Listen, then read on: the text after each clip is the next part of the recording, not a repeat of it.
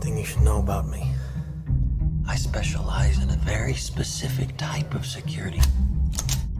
Subconscious security. You're talking about dreams?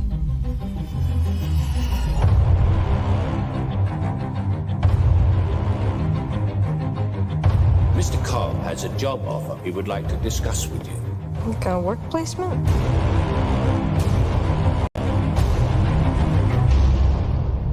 Not exactly. We create the world of the dream. We bring the subject into that dream, and they fill it with their secrets. Then you break in and steal it. Well, it's not strictly speaking legal. It's called Inception. I'm ready.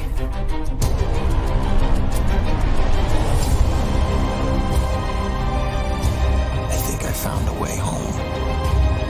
And this last job, that's how I get there.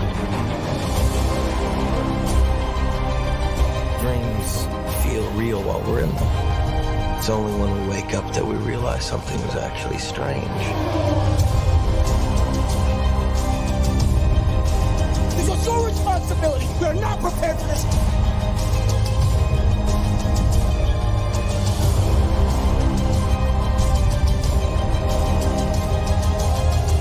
Dreams collapsing. I have it under control.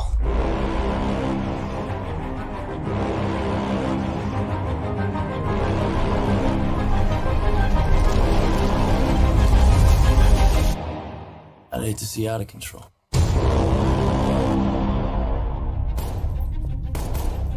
You mustn't be afraid to dream a little bigger, darling.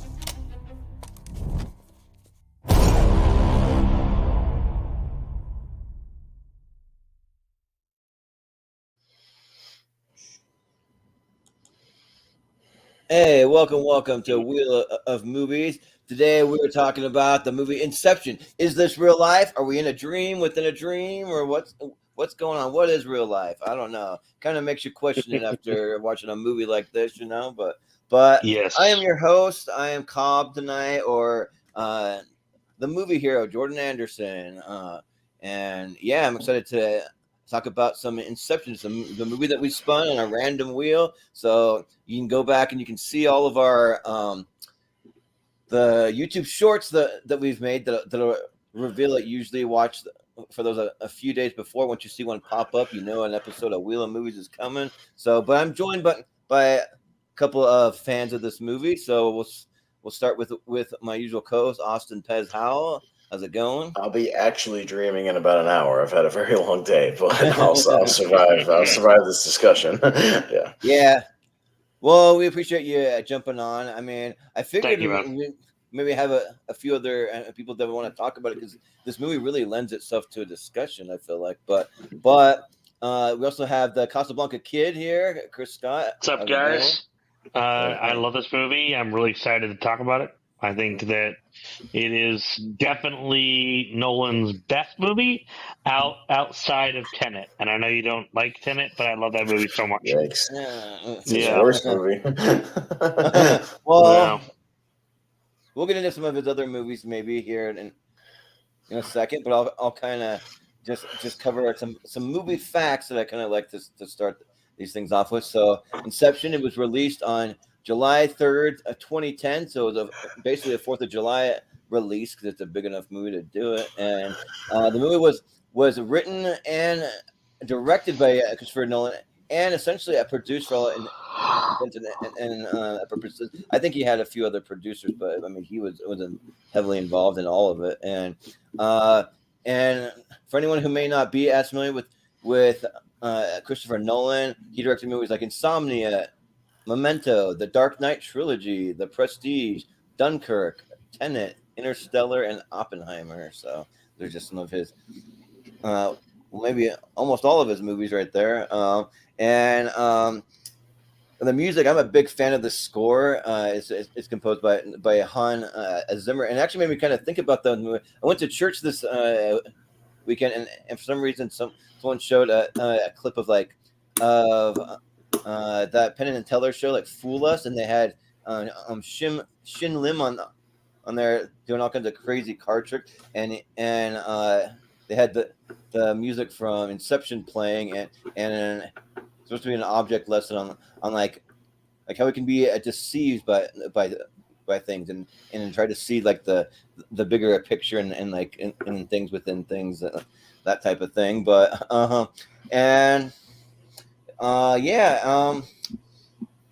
the movie far exceeded its box office. So it had $160 million budget, made $839 million. So like it was a juggernaut. Maybe it could be the highest grossing movie of 2010. I'm not sure. No, it's the fourth highest grossing movie of 2010. It's behind Toy Story 3. It was behind Alice in Wonderland, which somehow made $1 billion. One or two other movies, but yeah, it was in the top 10 of that year, and it's currently fourth in Nolan's filmography. It used to be third, but Oppenheimer made close to $1 billion this year worldwide, so it is now third. In his filmography.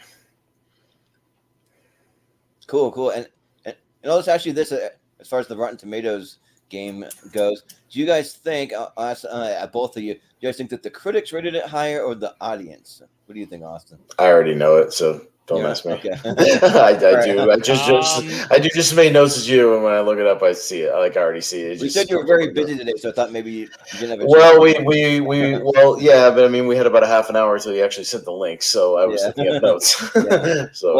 Well, Chris, what do you think? Do you think the critics had it higher or the audience? I'm going to say that the audience had it higher. Yeah, and you'd be correct about that. Critics had it at an 87, audience had it at 91%. So wow. Yeah, and this movie, I mean, you talk about a stacked cast. Like this movie just has like a lot of the usual players for Christopher Nolan, but some other ones that are fun to have in there. So it's definitely Leo's movie. He's like definitely the top build and has the most screen time. But then you also have Joseph Gordon-Levitt. You got Cillian Murphy in there, Tom Hardy, Elliot Page. You got Marion Cotillard, Ken Watanabe. You got Michael Caine making an appearance. You even have like a few appearances from some cool character actors. You got Tom Berenger in there for a second. Pete Postlethwaite shows up. So there's a few other. I was going to say, star of our previous Wheel of Movies episode, Tom Berenger with Major League. So yeah, right. Second Tom Berenger movie in a row. Pete Postlethwaite. I'm a huge fan of Pete. Who unfortunately passed away about a year after this movie came out. This was not his last movie, but his third to last movie, because he also did a movie called Killing Bono, and then he did The Town, the Ben Affleck movie. He had brief roles in those before he passed away, unfortunately. But I'm a big fan of him from like The Lost World and Alien 3 and some other movies, mostly in the 90s. But really good actor. Doesn't have a ton to do in the movie, but he's very good at what he does. Yeah, for sure. And I was going to ask you guys. So I'm just curious to see like what your thoughts were when you first saw the movie, and then what your thoughts are now, because they may be different, they may be the same. For me, it's a little different, but we'll go to Chris. Like, what did you think when you first saw it, and then what do you think about it now after some time has passed? So obviously this is on my list, and it's actually ranked pretty damn high on my list. But I think I saw this movie 3 times in theaters, and every time it just blew me away. And of course I watched it at home probably 3 or 4 more times, and I hadn't revisited it in a while, actually. So I mean, it had been several years since I've seen this movie, so I didn't really know what to kind of expect. Kind of going into this, I was like, we'll see how good it is. I feel like it was better. Yeah. Nice. That's awesome. The special effects, the acting from them, we can go into details, but I definitely feel like it was a better film, which is kind of where I'm going with this. And I still haven't seen Oppenheimer. I'm so excited to see that movie and make up my own mind about it, of course. This is definitely probably my favorite Nolan film. Yeah, and I think that just to touch briefly on Oppenheimer. I think most people really like it. I'm just an anomaly that got a little bored. but Austin, what do you say about Inception? Do you have the same thoughts now as when you? I remember seeing it for the first time at the Cinemark XD, the Tinseltown Theater I used to go to back in Jacksonville.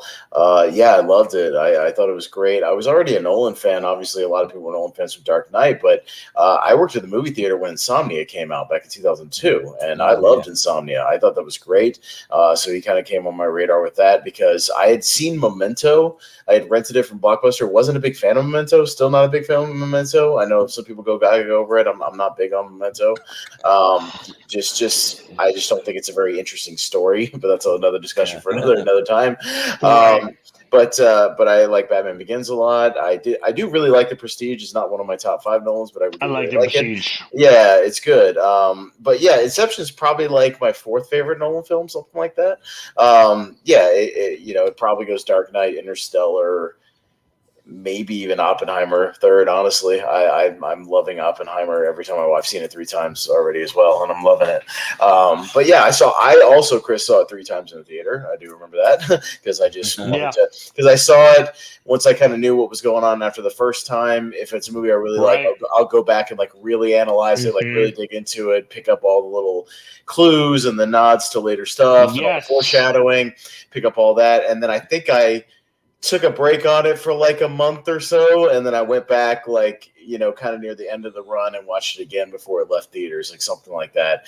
And then when it came out on Blu-ray, I think I watched it with my mom. I know I watched it with her. I watched it with my dad. And then, I pop it in probably once every year and a half or 2 years, something like that, and revisit it for sure. I think the last time I revisited it was probably like a year ago or so. Isn't it on 4K? I think so, but I don't have it on 4K. I just have it on Blu-ray. Okay. But I probably will eventually. Sure. Yeah. Well, I watched it off your Voodoo, Austin, and it said 4K on that. I don't know how well it translates. I can't remember now. Let me look and see. Let's see. Yeah. But thinking I watched it on my phone, which actually does show it in 4K when I watch a 4K, but it's just a tiny screen. I just have the Blu-ray, but I might have got the digital copy on there and just bought the 4K at some point. I'm sure. Yeah,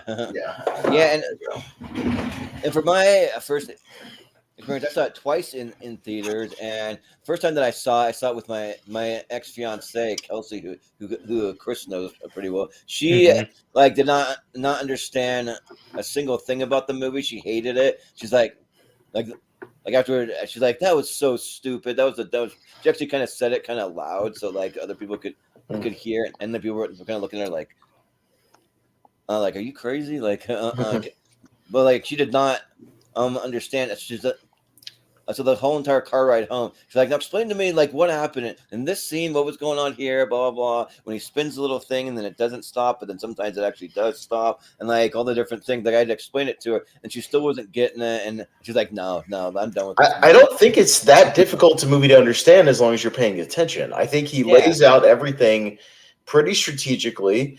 There's a lot of visual aids that kind of help move the story along. For instance, yes, we have the totems, which is essentially just, am I still dreaming or not? If it falls over, it means you're awake. If it doesn't, it's real, that sort of thing. I think what Nolan does later with the actual main heist of the movie that's interesting is he has the different levels of the dream, but each one is very distinct. So you know exactly where you are in the story, because we obviously have the baseline of them on the plane, right? So like they fall asleep on the plane, but you kind of forget about that for a while, actually, that they're on a plane.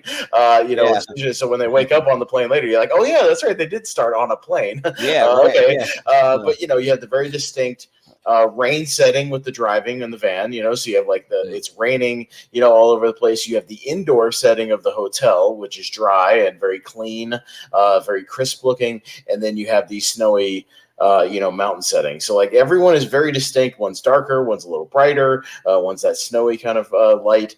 So I think Nolan does a great job in kind of separating each of those levels, so that even when you're kind of jumping around in those ending sequences, you know exactly where you are every time we cut back to a character, what they're wearing, what situation they're in, what setting they're in, and it's very easy to follow in that way. So I think he does lay it out pretty nicely to follow. Right. I mean, it's a complex idea to begin with, but the way that he lays it out, like it's pretty easy to follow. I feel like when I first saw it, I was like 90% there. Like there's a few kind of questions that I had, like definitely the ending, and then like a couple like why they were doing something in a certain part of the dream or something like that. But beyond that, though, I think I understood it, and now actually seeing it later, like to answer that question, like. I understand it more, but at the same time, I don't know if I like it quite as much. I still really love the movie. When I first saw it, like it was a 10 out of 10. Like that movie blew my mind. I don't give a lot of movies 10s, but it really was when I first saw it. And now it's probably maybe like an 8.5, something like that. I still really like it, but it's like I just kind of like the feeling of just having my mind blown and just being like I remember the second time that I saw it with a couple of my brothers, and like we're just watching, we're like, what is happening? Oh my gosh! Like we just kind of had that kind of feeling in the theater, but yeah, like it's still really really awesome, and I like some of the things that they do, and like when they get into the dream, like obviously like part of it, and also for anyone watching, we're gonna go into full spoilers. We always do, so if you don't want to be spoiled, you can tune out if you want, but maybe we'll be able to help people maybe understand it a little better if there's any confusion. But they're essentially trying to do a favor for Ken Watanabe's character, where they want to get inside Cillian Murphy's dream, right? Because he has a competing company with him, and plant an idea that they want to plant it so deeply inside of him that as far as Cillian Murphy's concerned, that it's essentially his own idea, and the idea is essentially that for him to dissolve his father's company and to start his own company. So that's kind of what they want to do, and so I think that Christopher Nolan lays it out pretty well as to how all that works, and like all the different cast and like what their roles are, and like what part they have to play. So yeah, but. And also, too, just to answer the one question, it is like some of my other favorite Christopher Nolan movies. I'm a big Interstellar fan. That's definitely in my 128. I love Interstellar. And then probably from the Dark Knight trilogy, I'm a Batman Begins fan. So that's another one that's high on my list. So, but yeah, I mean, we can kind of just get into it, like some of the plot. Oh, and actually, at first, though, before we do that, I also wanted to mention this movie got nominated for a ton of Oscars too. So it actually won for best cinematography for Wally Pfister for the incredible cinematography. Then for sound editing and sound mixing, which I think for some of it later movies maybe doesn't like hold up on the sound mixing as well, but and then also for the visual effects. And then overall, it was nominated for 8 Oscars, including Best Picture and Best Screenplay. So it was nominated for both of those. And just for anyone who, like, because the movie can get a little convoluted for some people. I mean, for us, we're all diehard movie fans, and like these things don't go over our heads too much. But like for my ex, who was like totally confused, I just wanted to read the synopsis just to see if that like provides any kind of clarity for anyone. But basically, Dom Cobb, who's played by Leonardo DiCaprio, is a thief with a rare ability to enter people's dreams and steal their secrets from their subconscious. His skill has made him a hot commodity in the world of corporate espionage, but has also cost him everything he loves. Cobb gets a chance at redemption when he's offered a seemingly impossible task. Plant an idea in someone's mind. If he succeeds, it will be the perfect crime, but a dangerous enemy anticipates Cobb's every move. But so yeah, that's basically that. But maybe I'll ask you guys. So Chris, what What do you think are like some of your favorite things about the movie? Like, what makes you just love it? Do you have some favorite scenes or favorite moments? You know. Okay, so for one thing that I think stands out sort of like throughout is I love the relationship and the dynamic between Leo's character and Paige's character. I love that. Like, I love that throughout. I love that we see. I did like Leo's character while he has this ability. We see him genuinely struggle to make this a perfect crime. In other words, we actually see him go through stripes and everything else. Like, so I love that. I love, of course, Cillian Murphy in there. Like, Cillian Murphy is one of my favorite actors of all time. So, like, but he is just so good in this. But like we talked about, so incredible. But I mean, the whole surrounding cast around him. I mean, probably one of my favorites is, I would say, definitely the hallway scene, the famous hallway scene, where they're fighting.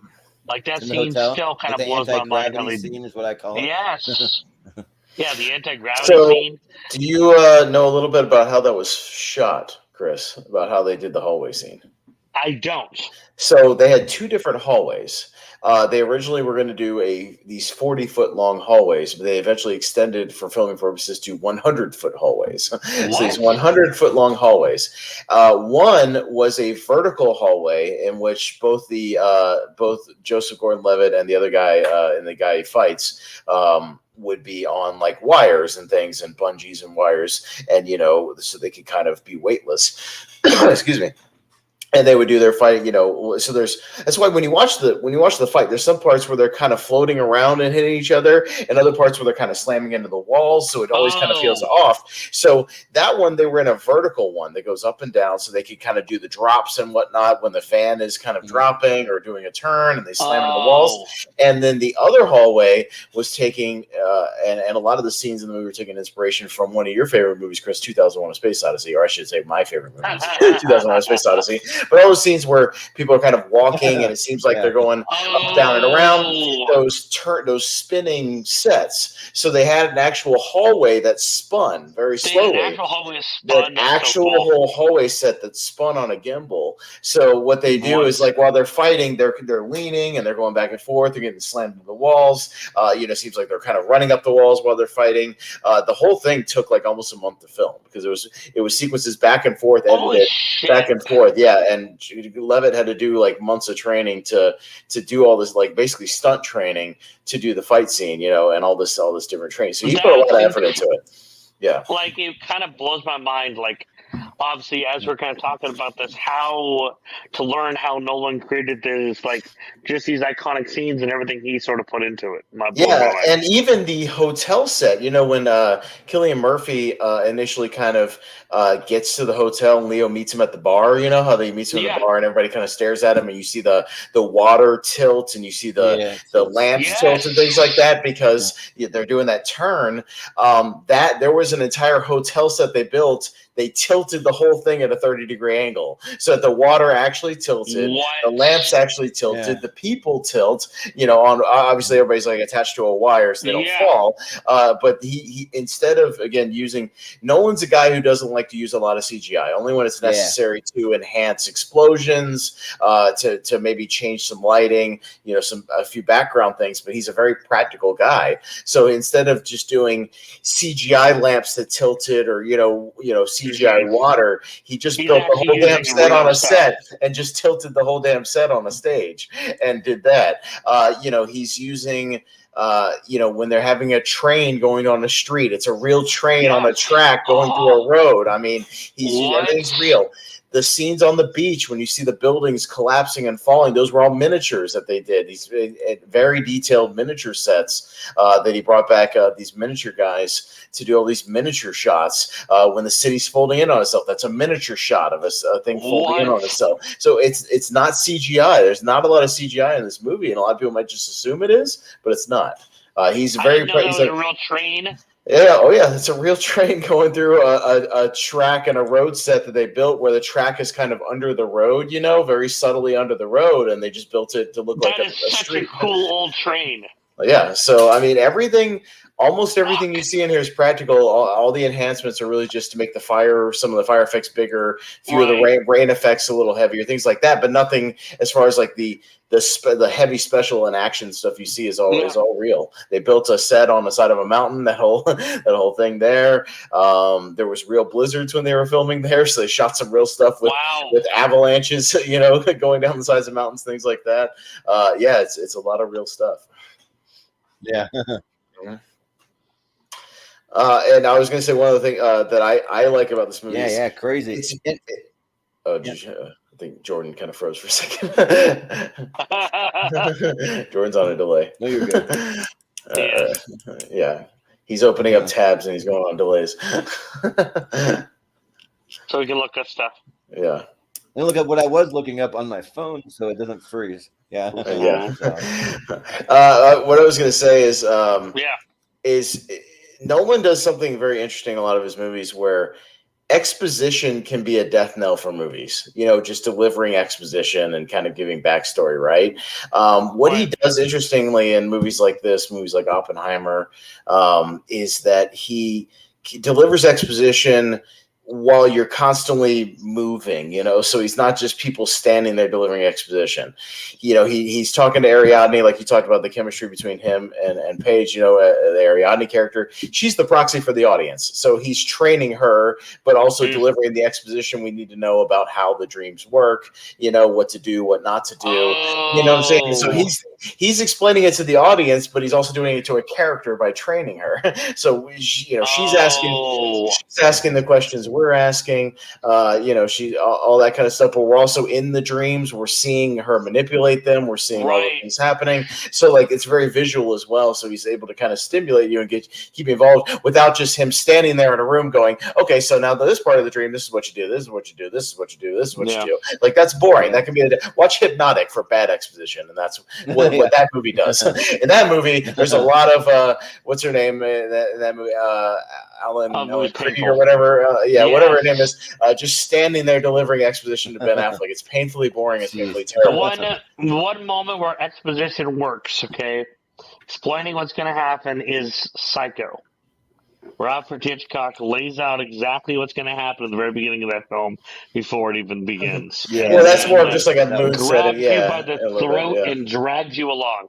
But he does it in Oppenheimer as well. We're constantly changing locations. He's talking to people. We're discussing different aspects that come into play later. He's very good at delivering exposition without you really kind of realizing you're being exposed to. You're being told. Exactly. Yeah, exactly. You're being almost lectured. Yeah. Mm-hmm.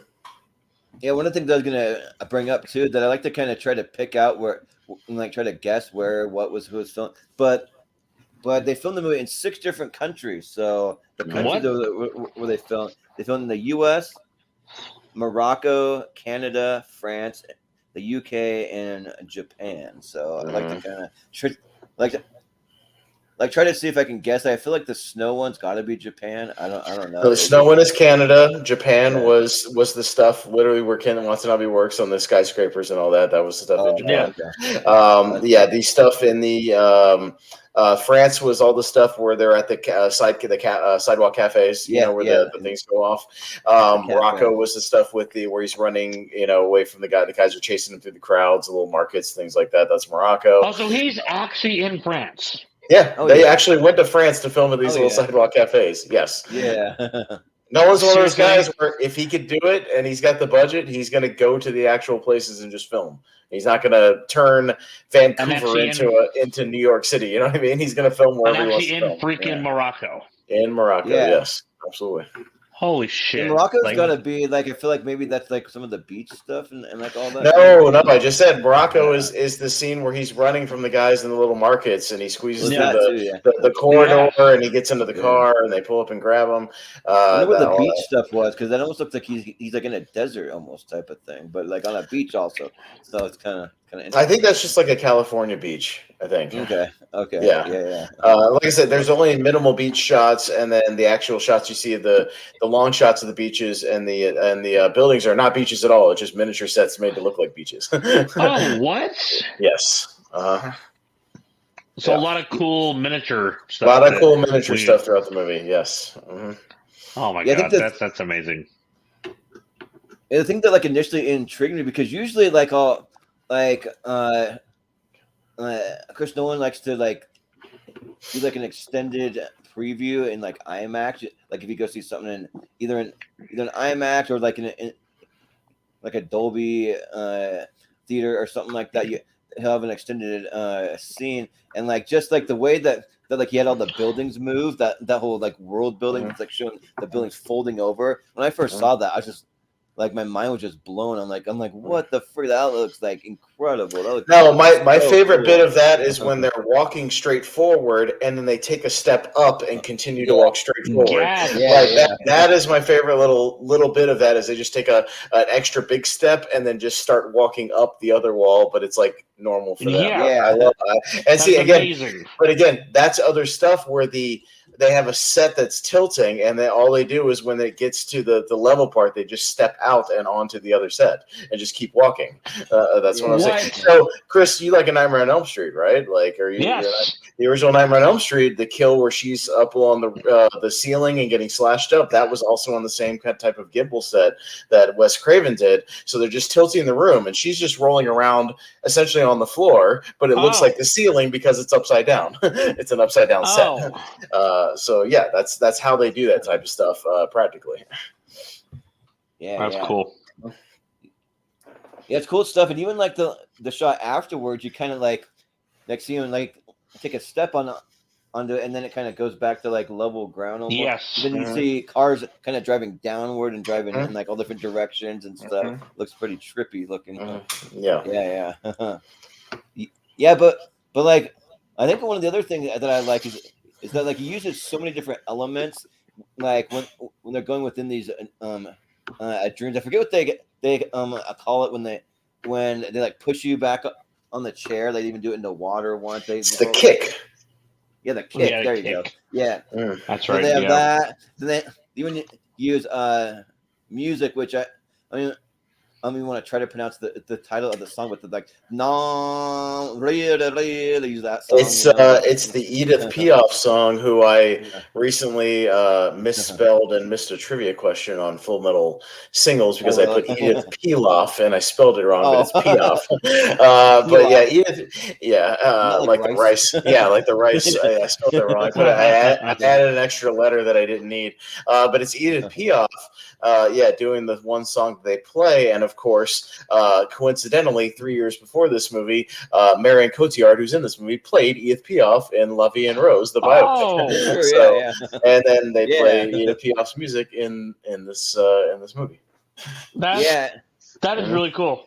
Yeah, there's just so many subtle little things like they'll be maybe like 2 levels down in a dream. If you start playing it, you can kind of subtly hear it on the background. They use it as a way to maybe help kind of get some clues and some signals, or like I like kind of how you mentioned the like tilting stuff, because that's obviously like the van when he's driving, like he swerve to one side and like swerve back, and then they go off the bridge.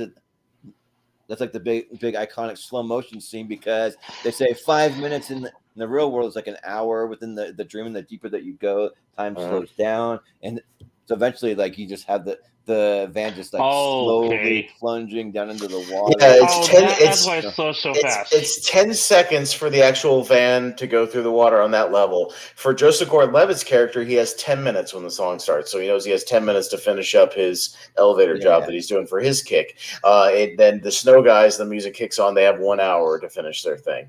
So it's they all know exactly how much time they have when the music kicks on. But yeah, so it's the different levels of the dream, and then in Limbo, it can seem like pretty much forever if you're stuck down there. Well, and another thing I love about this movie is I love the costuming, like between the different levels and everything else. Right. Like, like from the classic really cool old school kind of hotel that looks like something maybe from like Humphrey Bogart's time, or maybe like but it feels early, and like all their outfits feel authentic to that time. Like, and then it kind of changes based on where the level is. Feels like they're in like a 60s hotel or something, like a cool 60s movies or something. It's like almost like a Rat Pack kind of suits and things like that. Yeah, so like the Frank Sinatra, Dean Martin kind of stuff. Definitely a little bit of a homage to Humphrey Bogart. Yeah, for sure. No, for sure. Yeah. And then when they like on the snow scene, they have really cool kind of gear, the snow gear, everything matches, everything's cool looking like that. And you do know what Nolan was basing that whole sequence off of, right? Like what actual famous movie? He's a big James Bond fan. Yeah. That's what I thought. It's got to be. Is that On Her Majesty's Secret Service? On Her Majesty's Secret Service with all the skiing scenes in that movie. That is his favorite Bond movie. So he's, and there's always been rumors of, could Christopher Nolan, direct a Bond movie? And everybody says, Nolan should direct a Bond movie because he's a big Bond fan. And so I'm sure he would like to. It's just, finding the right story if he did do one. But yeah, that's his kind of homage to James Bond is them doing these kind of, people skiing and shooting at the same time, just like in the Bond movie, things like that. But he's a big fan of that. And also, that's maybe been one of the rumors is that like maybe he could be in the running to maybe direct the next Bond movie. Maybe we'll see. I don't know, but yeah, he's always in those discussions. But you never know with him, and he's got so many passion projects he wants to do. You kind of never know if he always does sort of a one for them, one for me, type of director. He bounces back and forth between his big studio projects and his little passion projects. This was obviously one of his passion projects he had been working on for about, I think he said 15 or 20 years. He'd been working on the script for this movie for a long, long time, even before he really got started. 20 years? No, he'd been working on this script since he was a teenager. He had this idea, and he'd been working on it for forever. Yeah. Initially, I came up with the idea. I think when he was like 16, something like that. He came up with it, and it finally. Well, he just always. And the thing was, he just wasn't sure if the scope of the movie and what he wanted to do as an early filmmaker. Obviously, just making stuff like Memento and Insomnia. These sort of relatively smaller movies with smaller. But I mean, Memento had like a couple $1 million budget. I mean, he got a little bit more for Insomnia and slowly built and built. By the time he made The Dark Knight and made the studio $1 billion, for The Dark Knight, he then what got this. Inception is a classic case of what's called, Chris, a blank check movie. It's when you do something for the studio, you make them a lot of money, and they basically give you a blank check to make whatever passion project you want to do. So he made a $1 billion movie for them. He did one for them. They said, you got to make a third. He said, yeah, I'll make the third one, but I want to make my big passion project, and that was Inception. And he finally had the budget, $160 million, to do the scope that he wanted to do, this dream project. I don't know why that is so surprising to me that he was like 16 years old and just like had this idea for this movie. Like, I just kind of think of Christopher Nolan now as being a god. Okay, it's not that unusual for a lot of filmmakers. You think about Steven Spielberg, who always wanted to made these college fan films about aliens and extraterrestrials. And then what happens when he finally hits it big with stuff like Jaws? He makes Close Encounters. What's the first thing he does? Close Encounters, right after Jaws. He makes his alien movie. He makes Raiders of the Lost Ark. It's a big hit. What does he do? He makes another alien. He makes E.T. He loves sci-fi. So that's what he does. Once you get the clout to do your passion projects, you go back to your roots and what the stuff you wanted to do as a young filmmaker, as a kid, and you just expand those ideas now that you have the. And then eventually you do Fableman, which was amazing. I didn't love it, but but it's a good movie. I don't love it. I have my issues with it, but that's a whole other subject for another thing. Guys, but this was so much fun going back and rewatching this movie. Yeah. Oh yeah. I rewatched it, so I've probably seen it about like 7 or 8 times or something like that. But also wanted to shout out, we got Jacob Barber tuning in. So he says that this is probably his favorite Christopher Nolan movie. It's really close between this and The Dark Knight. So no, this is one where I if somebody has this in their top 3 Nolans, I totally get it. It's like right outside my top 3, but only just because I'm so much more passionate about Dark Knight, Interstellar, and like I said, even maybe it's more of a recency thing, but like I'm really high on Oppenheimer right now, like really, really high on that movie. But Inception's always right in there. Not in my 128, but if we did like that concept, Jordan, we talked about of like the next 64, it might be in that next 64, movies, like right outside of there. But yeah, it's a movie I think that rewards you for paying attention. It treats you like an adult. It doesn't treat you like a moron. You know, it commands your attention to keep up with it, which is, I think, something that Nolan does. That you either get it or you. I think it's to a fault with something like Tenet for me personally. I think he's the only one kind of getting it, but I think he scaled it back, for a little bit with Oppenheimer, and it works. And it's just he at least doesn't treat the audience like dopes, like spoon feeds you everything, like a child. He demands like you're going to pay attention to it, you'll get it. You just gotta take this ride with me, and you gotta roll with me, and all. You gotta work a little bit, and then but also he doesn't go too far over the edge, like where he's like, well, I'm just going to give you like a bunch of random context, and then you got to figure it out. What do you think is right? Is happening? He's not throwing you completely off the cliff, but like maybe just taking you for a ride that you can kind of have some fun trying to speculate and trying to just figure out a few things for yourself, So yeah, yeah. No, I was going to say, speaking of speculation, it always brings us to the question of the ending. Spoiler alert. So, is he still dreaming? Is he in limbo, or did he get out back to his kids? Yeah. What do you guys think? Let's go around the horn. What do you think? I want to believe. God, that's tough. I want to believe that he got out. I really do. Mm-hmm. That's what I want to believe, because he did all this just to be able to get out of there. And I feel like, God, but there's the weird moment where they see themselves, don't they? The stupid question. No, he sees his kids, but they're the same age they've been the whole movie. And in the sequences and the flashbacks, they look exactly the same. We never see their faces. Everything's like exactly everything where they's right where he left it. Nothing has changed. We don't see the people who are taking care of the kids. The grandmother or whatever it is on the phone. We don't see any of that. My take is almost similar to my take on Total Recall. And my take on Total Recall, if you remember, is that it all plays out exactly how the dude at the memory place said it would play out, which is why it makes me think it was a memory dream or whatever you want to call it, because it all plays out exactly as he says it is at the beginning of the movie.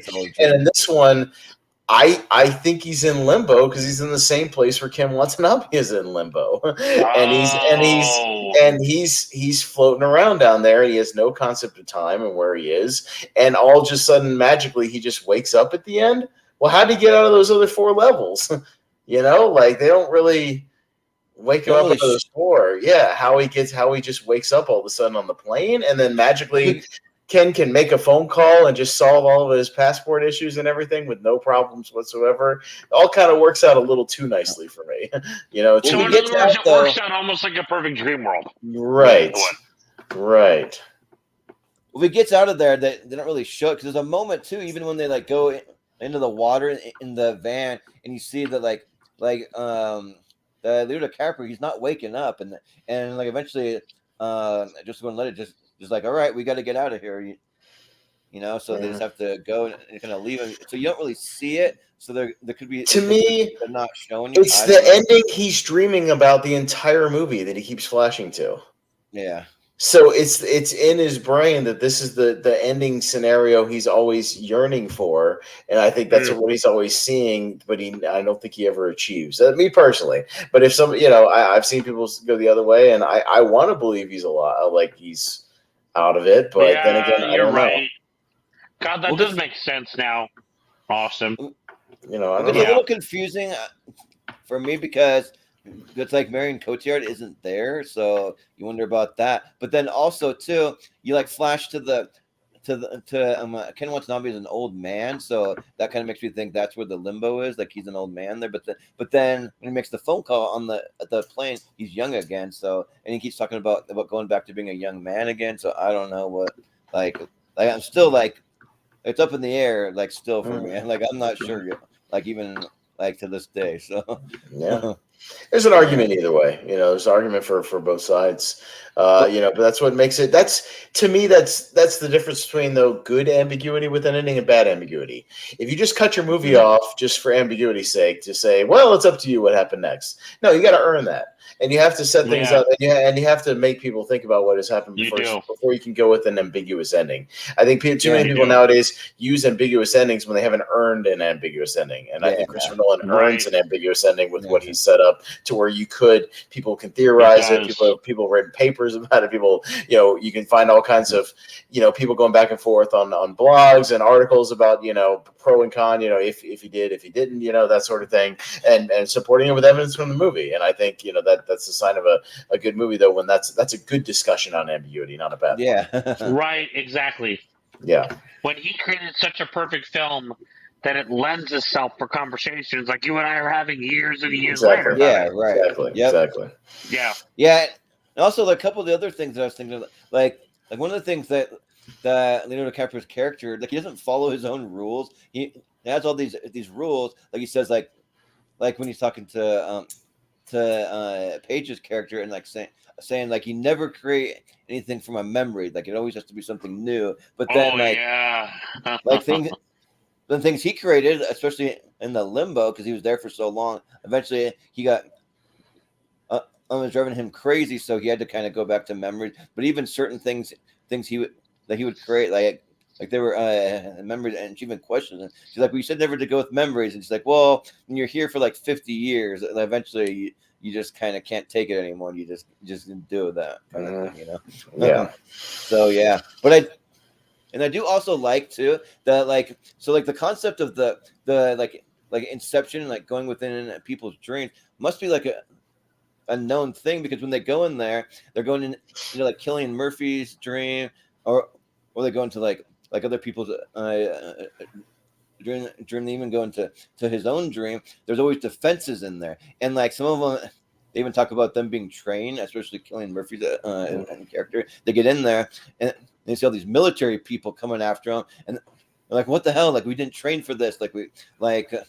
isn't something that we were prepared for." It makes it really cool though, because for me, for someone who doesn't just like a lot of just like slow people in rooms talking and like that kind of thing, they just add some action, and add some cool like suspense. You get some car chases, you get your like shootouts, you get all that kind of stuff, and that kind of brings in that audience also too. So I do appreciate that.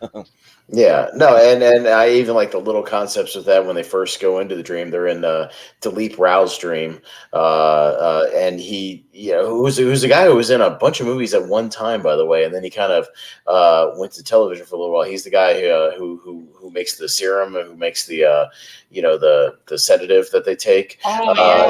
So he's also in Drag Me to Hell. He's the guy who kind of tries to help her in Drag Me to Hell. The kind of mystical guy. He's in Avatar. And he was recently in the Avatar sequel. Yeah, he was kind of in everything for a couple of years. But they're in his dream. He was the guy that was driving the van, wasn't he? Yeah, he's the guy driving the van. They're in his dream, and they get there and it's raining because he drank too much wine. He has to pee. And I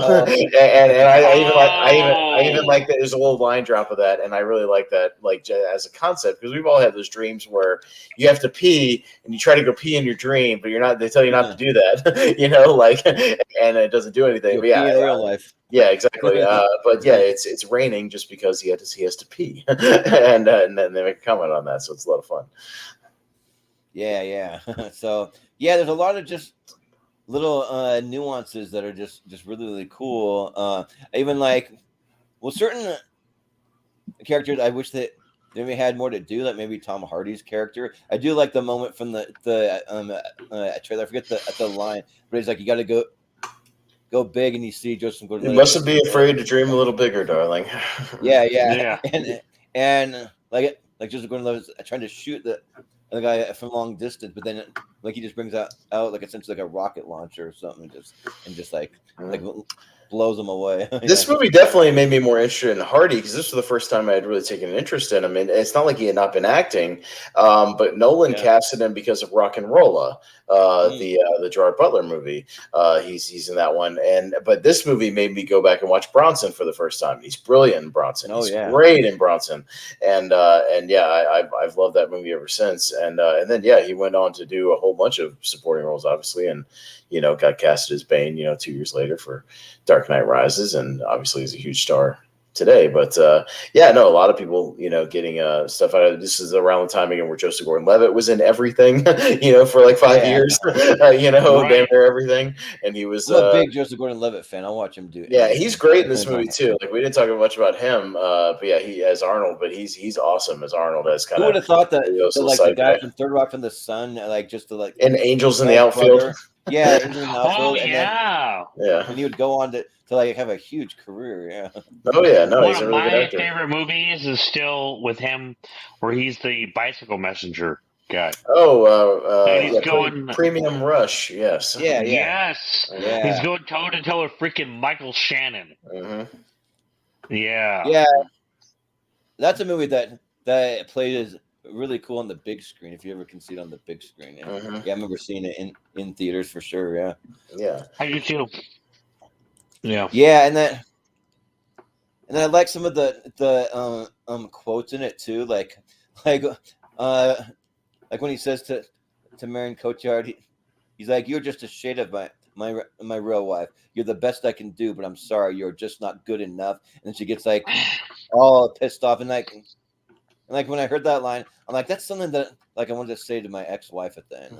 I'm just you're just a shade of my wife, of my real wife or something, That scene always gets to me though. The scene where they have kind of the face-off and the showdown that he flashes back to when she's sitting on the ledge about to jump off the building, and they're kind of having their back and forth about she's like, "No, join me. Our kids are waiting for us," and she thinks she's obviously if she commits suicide, she's just going to wake up, and go back to her kids. Right.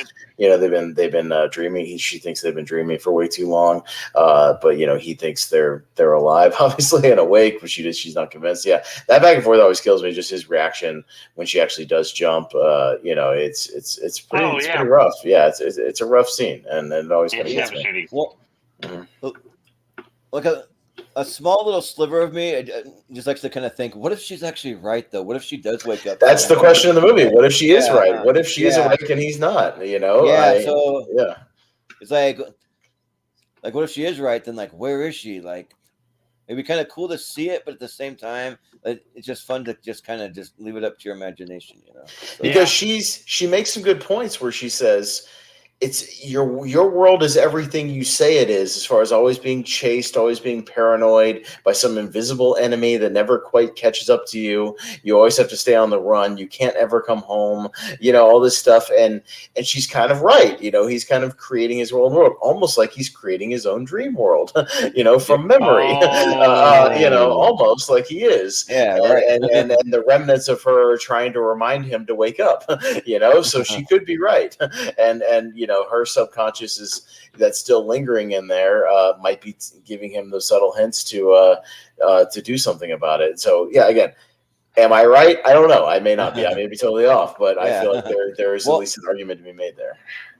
Well, the other thing is too is that he feels guilty because he has the moment where he's how I know that Inception works? Because I've done it once. Because he implanted the thought into Marion Cotillard's head that this isn't the end. There's always something more. There's to just not believe the reality to where she just became obsessed that this wasn't the final one. So she ended up killing herself, and he just talks about how he always felt guilty about that. Yeah. So that's pretty interesting. And then also too, one of my other quotes that I like is just kind of how they kind of explain just some of the nuances of the dream within a dream kind of thing. When it says, "What's the most resilient parasite? Is it bacteria? Is it a virus? Is it an intestinal worm? It's an idea. resilient, highly contagious. Once an idea has taken hold of the brain, it's almost impossible to eradicate. An idea that is fully formed, fully understood, that's sticks right in there somewhere. So like it's just kind of interesting to think, because when you get these ideas in your head, it is kind of true. Like sometimes it's just hard to get rid of them sometimes, you know. So Try not to think about the pink elephant. What are you thinking about right now? yeah, Pink yeah, elephants. yeah, the pink elephant. Yeah, right. Mhm. Yeah, and then of course, like it's like the one that's just like the main quote from the trailer, where it's like, where the Leo just talking about dreams feel real when we're in them. It's only when we wake up that we realize something's actually strange. I just kind of like the way that he delivers it, because it's just kind of like more of like a, I don't know, like an innocent way that he kind of said it, you know. I think it's kind of, yeah, that is kind of true, because he talks about like how nobody remembers the beginning of their dream. If you think about any dream you've ever had, it's like nobody remembers the beginning. You only remember like the middle and the end, but you don't Almost like we jump into the story of Cobb, and we don't know exactly how he got in the situation that he got into. Almost like he's dreaming. Right. Yeah. Right. Yeah. Yeah. He just kind of is already in the middle of this life, this paranoid life, where he's constantly running and having these flashbacks and visions, you know, that we never really see where he started from. Yeah. We just jump right into it. Yeah. You know what I wouldn't mind someday? That they did some kind of comic book of like Inception, where like you get a like hear more of the story if you want to, but if you want to just kind of leave it as it is, that's fine. But like it'd be kind of interesting just to like find out what what happens next, you know? So like, because like there's the part that makes you wonder, but at the same time, like would finding out kind of ruin the like the whole, I don't know. I think it might ruin it out. I think it might ruin it. I want that, like the mystique, the mystery. Yeah. So yeah, but like just for fun, if you had, what do they call the little things? I call it a concept. The totem, the totems. Yeah, little totem. Like if you guys were to have one, just for fun, what do you think yours would actually be? So I thought about this when you asked in the chat, and I think it would have to be something that I carry around all the time anyways, which to me, I carry around pens everywhere I go. So I always have like 2 pens on me all the time, because I never trust anywhere I go for their pens to work. So I constantly bring my own pens that I know work. So mine would probably be some kind of pen, maybe a balanced pen, maybe like one that that perfectly balances, like on the little, the little top part, the like extended kind of stem part. There's some pens where you can like lay it down, but it'll balance, it won't fall over. You can kind of lay it down on that. It'd be like a weighted pen. That would probably be like my totem, to where if it wasn't balanced, if it fell over, it didn't balance properly, or if it does fall over, that would be my totem, where I would know if it fell over or not, if it was balanced. Yeah, right. Some kind of weighted pen, probably. Yeah.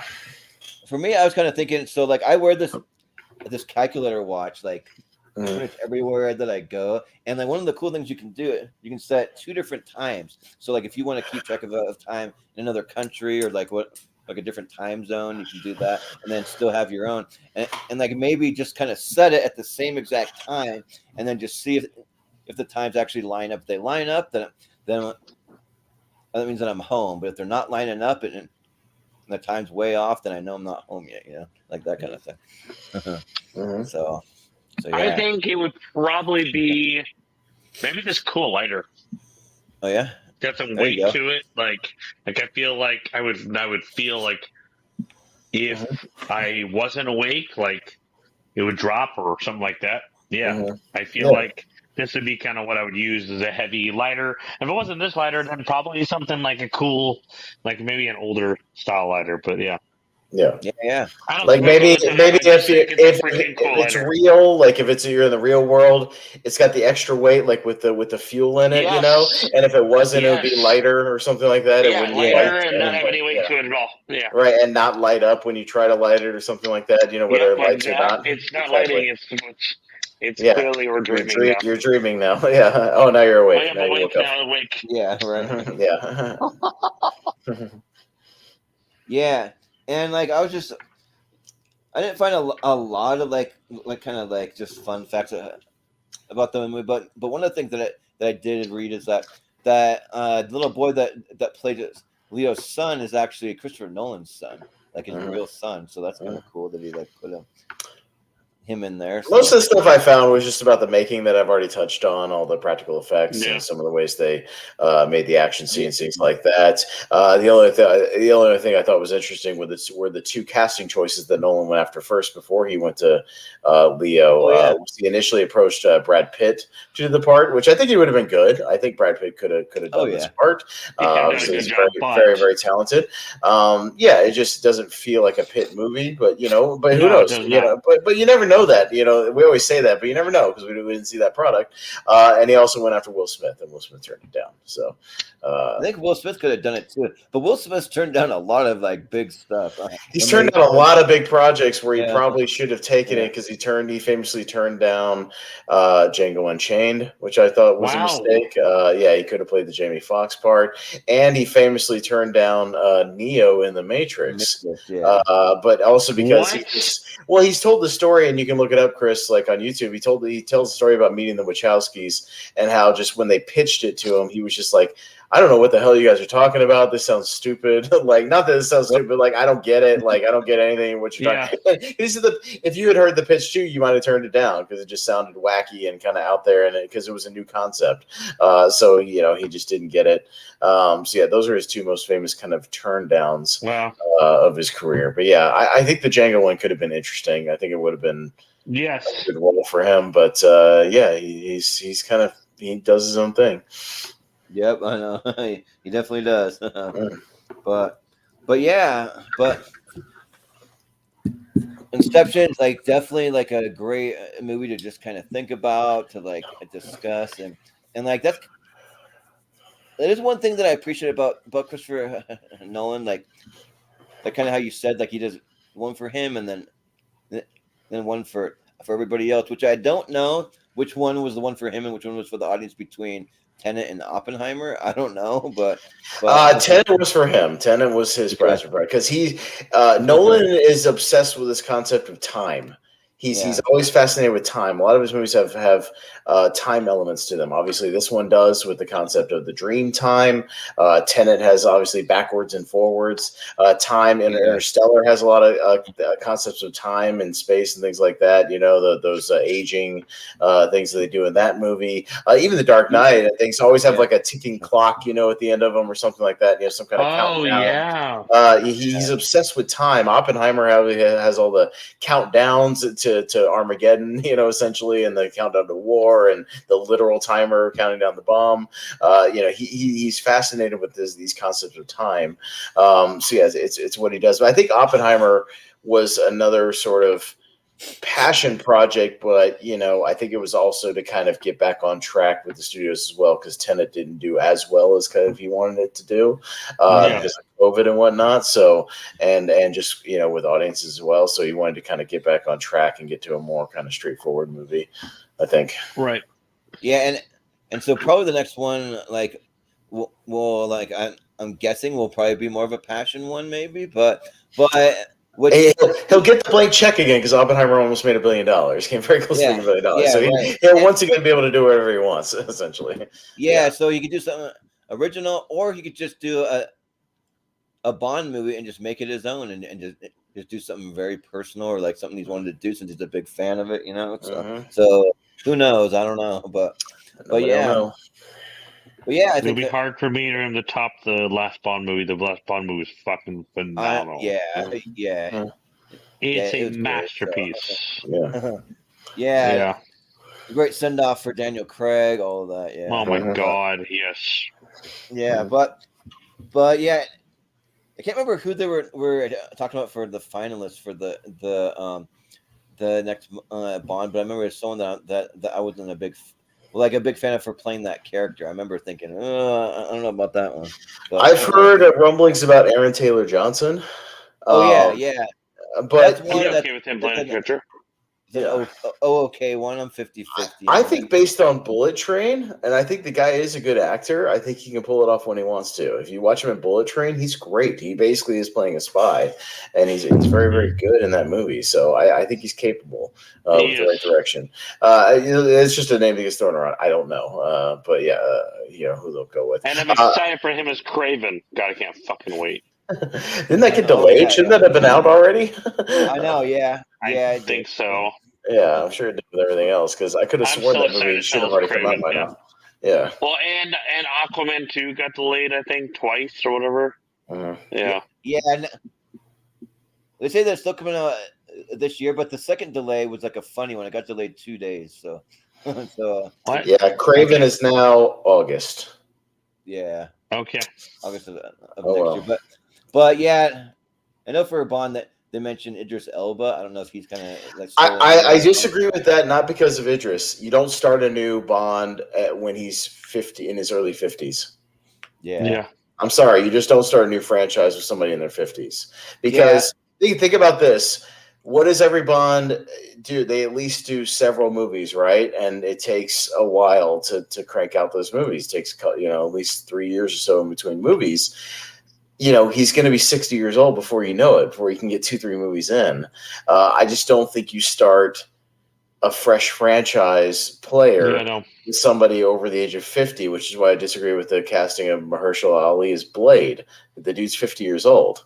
Wesley Snipes was 36 when he started Blade. So you need to start a Bond with somebody like in their 30s. So they can grow into the role. Well, there's a couple actors even from Inception that I could see doing it, but then maybe like you said, a little old, kind of like Tom Hardy or even Cillian Murphy. Tom Hardy would have been great like 10 years ago. Yeah. But Tom Hardy is, he's older now. He's near 50 as well, and it's like you just can't start playing Bond at 50. you can't. I'm sorry. You can't. You gotta have a little bit of young. Daniel Craig was a pretty relatively young, unknown guy when he started. I think not that it has to be a complete unknown, but somebody who's not like a huge star. Pierce Brosnan wasn't a huge star. He was relatively young when he started. Right. Yeah, they really need someone that's really unknown.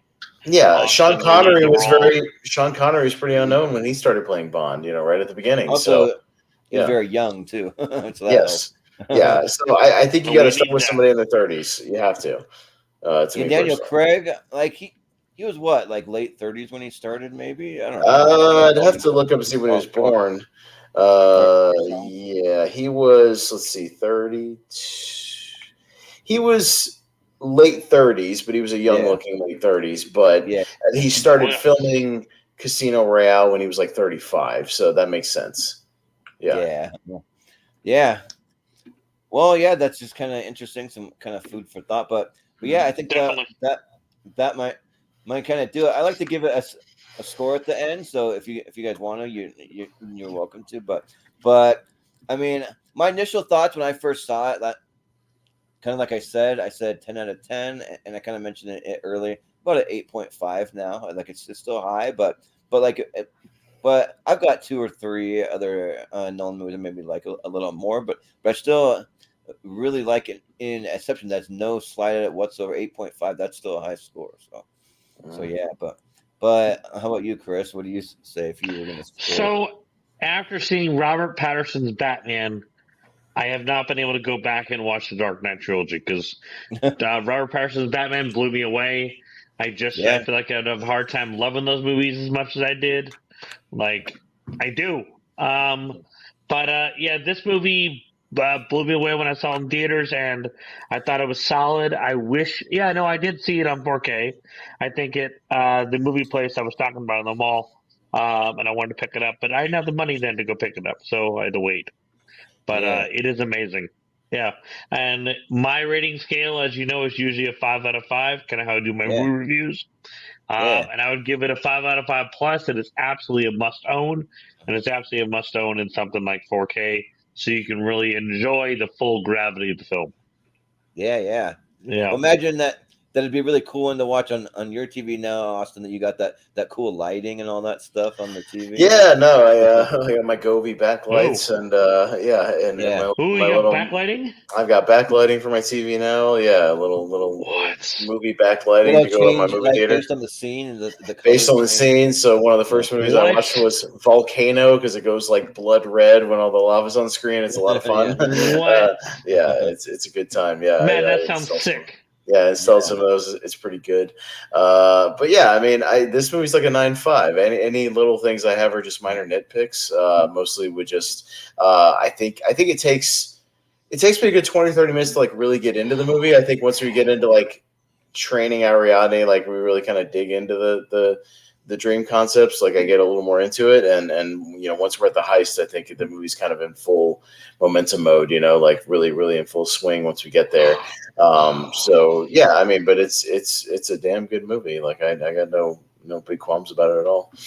Yeah, and I do think that like Christopher Nolan's one of the few directors out there that we have still where one of his movies comes out, it's an event. Like everybody goes out to see it. Like you look at the theaters, like before Oppenheimer, they weren't very full. Not many people were going, and then Oppenheimer and Barbie also on the same weekend come out, and it's like the biggest weekend in like years, probably. So I think there are guys that have event filmmaking. There are still guys that have those kind of movie fan must see filmmakers, those sort of things. It's on a different scale though, because Nolan, I think as far as like big budget stuff that you need to see is certainly up there. I think Christopher McQuarrie has earned that spot right now, with his Mission Impossible stuff.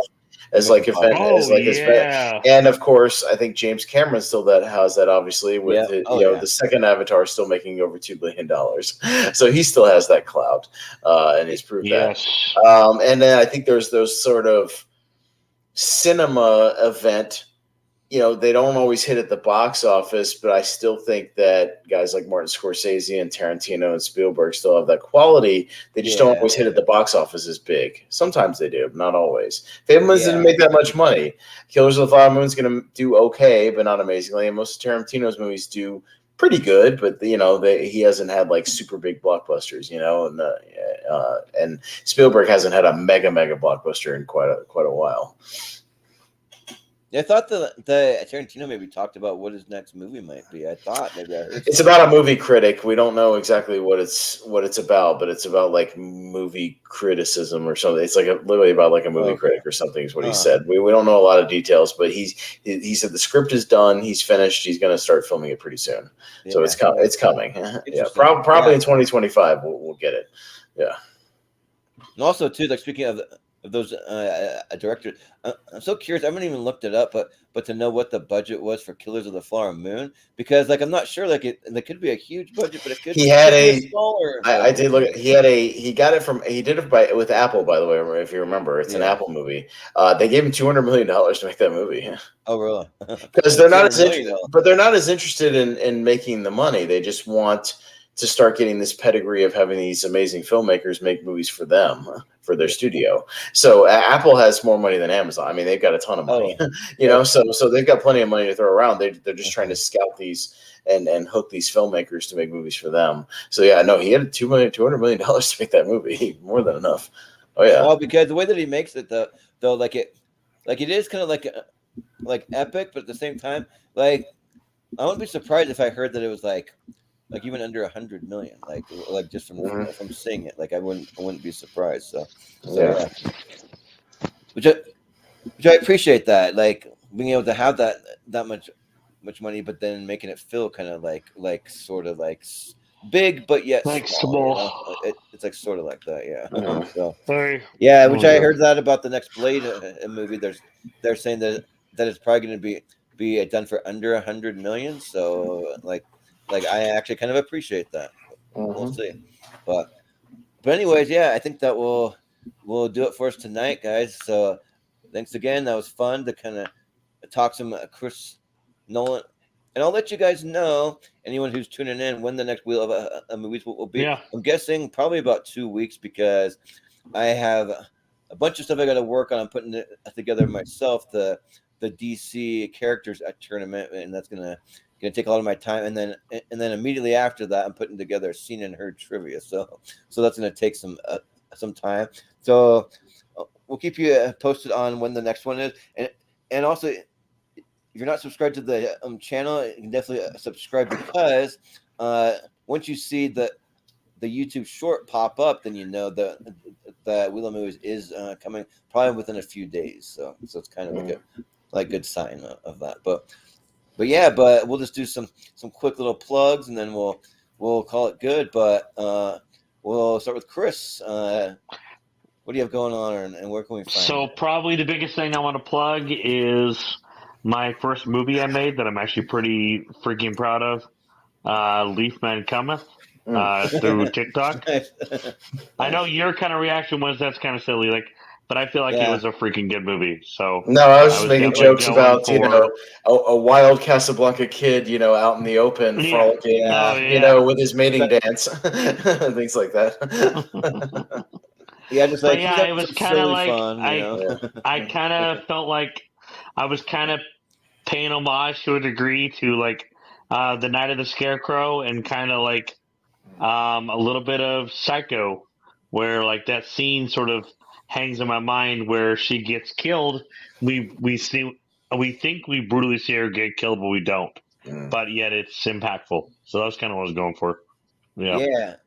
Well, it's a Casablanca Kids art house movie, right? No, Productions. It's a horror movie. Okay. Yeah. Well, art house horror. Yeah. But yeah. Cool. Sounds good.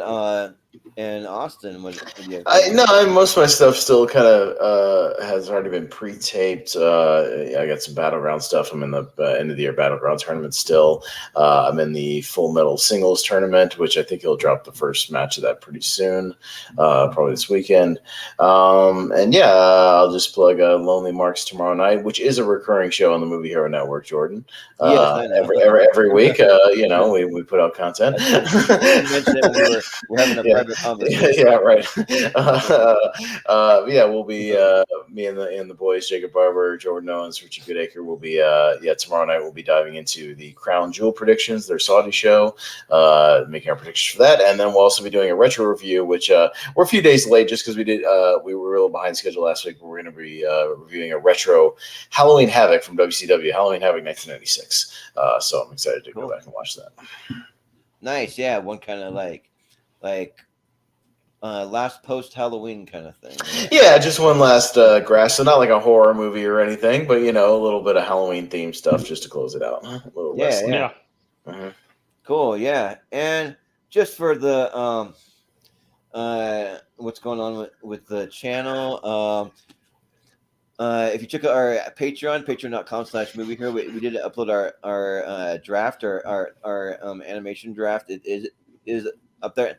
I promise you guys, I'm working on uploading a couple of our last podcasts. Those are coming. The extended schedule should be coming up soon. I just planned to do it, but then I didn't realize that I was going to be making the DC tournament myself. Usually Malcolm helps out, but it's fine. I'll cut him some slack. I don't expect to do every single one of these. So I'll have to pick up the slack from time to time. So that just made it a little busier for me, but that's all right. I'll get that stuff up there soon. But we'll be doing, if you want to play some trivia, we still have spots open for the Seen and Heard movie trivia. It's going to be a week from this Sunday, and it'll just be just a regular episode. So it'll just be just regular trivia for the month of November. We'll have regular trivia, and then we'll be doing some themed ones. In December, we'll be doing a holiday episode with all Christmas movies mostly, and then we're gonna have another free for all, which will probably be like mid to late December. But I don't want to do it too late. Probably mid. 'Cause I don't want to get too close to Christmas while everyone's too busy. But yeah. So I'll be reaching out and just seeing, kind of putting some feelers out to see what time frame works best for people that want to play. So I got to figure out a theme or something for a Christopher birthday episode. We'll be doing it before my birthday, but I want to do something. for sure. Yeah, so I reached out to Chris. I'll let you guys just kind of pick whatever kind of episode you want to do in and around your birthday. I told Chris whatever he wants to do. If you have any kind of topic or anything you want to do, just let me know and we'll do something because his birthday is near the end of November. So even if it's another wheel of movies and you want to do some other movie on your favorites list and just talk about it for an hour, you can do whatever you want. Would be fun. I'm just saying, pick another one of your favorite movies and we'll just talk about it for an hour. Even if you just want to do that, whatever you want to do. Just like a random tournament of like a bunch of movies that like you just hand select or just like whatever you want to do. So you can just be creative, you know. So so yeah, Definitely. but yeah, and then just a few episodes we have coming up, just like in the next like week or two. We're doing our mystery tournament this week, so Austin and I already did the selection show, so you can watch that if you want to see what movies are going to be on the tournament, or if you want to keep it a mystery and you want to just tune in and be surprised, then that'll be this Friday at 9 p.m. Eastern. And then on next Tuesday, we'll be doing our best DC characters to continue our quest to determine the best geek character of all time. And so we're funneling to DC. And then we'll be doing a comedy battle that'll be Richie versus JPO. We'll each pick 32 of their favorite comedies because they both do stand-up comedy. So we're gonna do that, and then we get into the year of 2006 for our ladder series. So that'll be a 3-parter coming up. So that's what you can find in the immediate future. So just watch out for that. So yeah, but thanks again, guys, for jumping on the review. It's a fun time, and let's do it. So yeah, for Chris Scott, the Casablanca Kid, for Austin Pez Howell, I've been Jordan, the movie hero Anderson, and we will see you next time.